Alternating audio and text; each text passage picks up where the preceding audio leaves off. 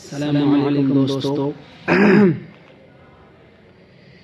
آج میں آپ کے سامنے چند باتیں عرض کرنے کی کوشش کر رہا ہوں۔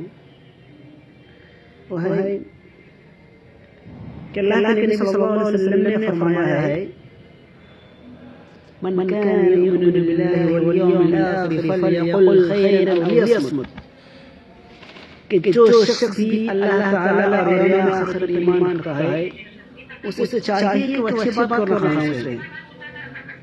اور حضرت صلی اللہ علیہ وسلم نے فرمایا ہے من صمت نجا، جو خاموش رہا کامیاب ہو گیا۔ تو ہمیں حدیث سے پتہ چلتا ہے کہ جب بھی ہم بات کریں تو اچھی بات کریں اور خاموش رہے، کیونکہ خاموش رہنا زیادہ بہتر ہے بالمقابل بات کرنے کے، کیونکہ زیادہ بات کریں گے غلطی بھی زیادہ نہیں ہوگی اور گناہ بھی زیادہ ہوگا۔